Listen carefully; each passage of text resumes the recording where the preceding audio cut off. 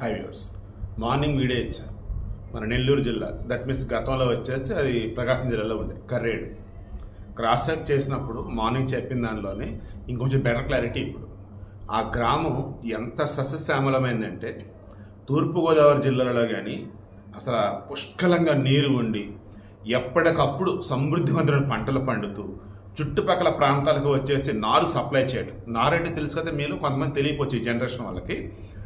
మామూలుగా అయితే మనం విత్తనాలు వేసి ఆ తర్వాత మొక్కలు మొలిచాక దాని తర్వాత ఏ అవసరం ఉంచుకొని రిమైనింగ్ సాగు చేస్తారు. ఈ నారు అన్నప్పుడు ఏంటంటే మొత్తం వేరే చోట విత్తనాలను ఉంచేసి మొత్తం మొలకలు ఎత్తిన తర్వాత మొక్కలుగా మారాక వాటిని మిగతా వాళ్ళకి అమ్ముతారు వేరే ప్రాంతాల వాళ్ళు. దెన్ అక్కడ వాళ్ళు వెళ్ళి డైరెక్ట్గా మొక్కలు నాటేసుకుంటారు, విత్తనాలు చల్లాల్సిన అవసరం లేకుండా.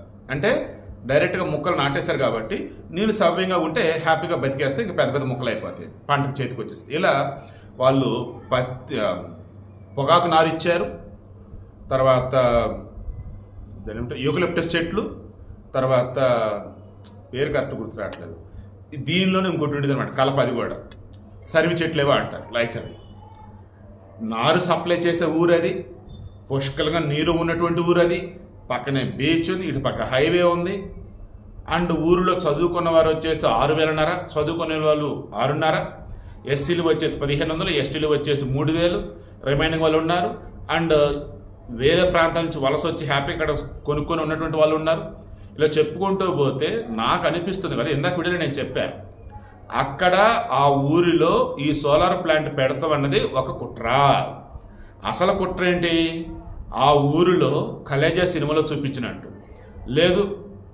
మన జాట్ అని ఒక మూవీ వచ్చింది, సన్నీ డియోల్ది, డైరెక్టర్ వచ్చేసి మనోడే. ఆ సినిమాలో కూడా ఆ ఊరు అండర్ గ్రౌండ్లో వేరే మెటీరియల్స్ ఉంటాయి. అలా ఈ కరేడ్లో అండర్ గ్రౌండ్లో ఏదో విలువైన మెటీరియల్ ఉండాలి ఆ కరేడ్ చుట్టుపక్కల ప్రాంతాలలో. సో వాళ్ళని ఖాళీ చేయించాలి. అదర్వైజ్ ఇంత సహజమైన భూమిలో ఉన్న ప్రాంతాలు ఎలా ఖాళీ చేపిస్తారు? ఈ ప్లాన్ అంతా ఎవరిది? వైసీపీది. ఎందుకంటే ఆనాడు జగన్మోహన్ రెడ్డి అధికారంలో ఉండగా చంద్రబాబు ప్రతిపక్షంలో ఉన్నప్పుడు ఈ ఇండోసోల్ కంపెనీ సోలార్ ప్లాంట్ పెడతా అన్నప్పుడు ఎలా మీరు ఇది పెడతారా బాబు, మీరు వచ్చేసి జగన్ బినామీ సాయిబాబా ఎలక్ట్రికల్స్ ఉన్నారు చూసారా, స్పాట్ మీటర్లో తొక్కతో ఏదో చేస్తున్నారు ఆ బ్యాచ్. మీరంతా ఒకటే. అవినాష్ రెడ్డి బంధువులు, మిథున్ రెడ్డి బంధువులు, జగన్ రెడ్డి బంధువులు అంతా కలగలిపి ఇదిరా బాబు అని చెప్పినటువంటి ఈ చంద్రబాబు నాయుడు ఈరోజు అదే వైసీపీ ట్రాప్లో పడ్డాడు. ఏ రకంగా అన్ని చెక్ చేశాడు. ఇన్ని 100 కోట్లు ఉన్నాయా, ఇన్ని 1000 కోట్లు ఉన్నాయా, సోలార్ ప్లాంట్ పెడుతున్నారా, దానివల్ల ఇంతమందికి ఉపాధి, సరేలే హ్యాపీగా చేసుకోండి, జాగ్రత్త తప్పు చేయొద్దు. ఎక్కడ ల్యాండ్స్ కావాలి? కరేడ్ చుట్టుపక్కల. ఓకే, మరి ఆ కరేడ్ చుట్టుపక్కల ఎందుకు అడుగుతున్నారు? వేరే చోట చాలా చోట్ల ల్యాండ్స్ ఉంటాయి కదా, మరి ఇక్కడే ఎందుకు? కనీసం క్రాస్ చెక్ చేయాలా? ఈరోజు గ్రామ సభ పెడితే ఎంత దారుణం అంటే చంద్రబాబు నాయుడు ముఖ్యమంత్రి, జగన్మోహన్ రెడ్డి ముఖ్యమంత్రి అన్న ఫీలింగ్ ఈరోజు చాలా మందికి వచ్చింది తెలుసా. ఎందుకంటే ఆనాడు చంద్రబాబు నాయుడు ఏ ఇండోసోల్ ప్రాజెక్ట్ని అయితే వద్దని అన్నాడో, అరే అటువంటి చోట్ల వెళ్ళాలి ప్రాజెక్ట్ పెడతారా బాబు, భూములు బాగున్నాయి కదా, అక్కడ పంటలు పండుతున్నాయి అన్న చోట ఈరోజు అదే చోట మరలా తీసుకోమని చెప్పేసి చంద్రబాబు నాయుడు చెప్తుంటే జనానికి పిచ్చెక్కిపోయింది. సేమ్ మొన్న చెప్పి ఇటువంటిది ఎగ్జాంపుల్, నరసింహ మూవీలో ఊర్లో వెళ్తూ ఉంటే అనుకోకుండా పంట పొలాల్లో ఆ మడుగులో సంతకి పడతాడు, వరి పొలాల్లో. దాని సెంతులు ఒళ్ళంతా మురికైపోయింది, బట్టలు మురికంటేసింది, పట్టు పంచ షర్టు. దాని మరి పెళ్లి కొడుకు నేనే కదా, నరసింహ నీ డ్రెస్ అమ్మ అంటే నరసింహ సూటు కూడా ఇచ్చేస్తాను. దాని ఆ తర్వాత ఏమైంది? వెళ్తుంటే పెళ్లి కొడుకు ఎవరు ఇందులో అని చుట్టుపక్కల అడుగుతూ ఉంటే నరసింహ చెప్పు, నరసింహ చెప్పు అంటే నరసింహ ఏమంటాడు? పెళ్లి కొడుకు ఇతనే అండి, అదే డ్రెస్ మాత్రం నాదండి అంటాడు. ఎగ్జాక్ట్గా ఈరోజు ఆంధ్రప్రదేశ్లో చాలా చోట్ల ఏంటి ప్రజలు ఎన్నుకున్న ముఖ్యమంత్రి చంద్రబాబు నాయుడు అండి, కానీ ఇప్పటికి ఆఫీసర్లు, ఇప్పటికి ఏపీలో ఉన్న జనాలు అనుకుంటున్నది ముఖ్యమంత్రి నేనేనండి అని జగన్మోహన్ రెడ్డి చెప్తున్నాడు.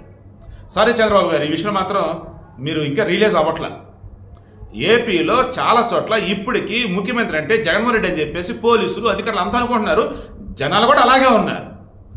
2024లో టీడీపీ గెలిచిన తర్వాత, కూటమి గవర్నమెంట్ ఫామ్ చేసిన తర్వాత ఇప్పటి వరకు ఏపీలో ఎక్కడైనా పొలిటికల్గా దాడులు జరిగాయంటే అత్యధికంగా దాడులు జరిగింది టీడీపీ వారి మీదే. వాళ్ళు ఇప్పటికి సిగ్గుతో చస్తున్నారు. అసలు గెలిపించుకొని ఏం లాభరా బాబు మా బతుకులే అని చెప్పేసి. అయ్యా చంద్రబాబు గారు, డెవలప్మెంట్ కావాలి కాదనట్లా, కానీ ఆ డెవలప్మెంట్ని సద్వినియోగం చేయాలన్నప్పుడు ఈ వైసీపీ అంటే రాజకీయ పార్టీని మీరు ఎలా లైమ్లైట్లో ఉంచుతారు?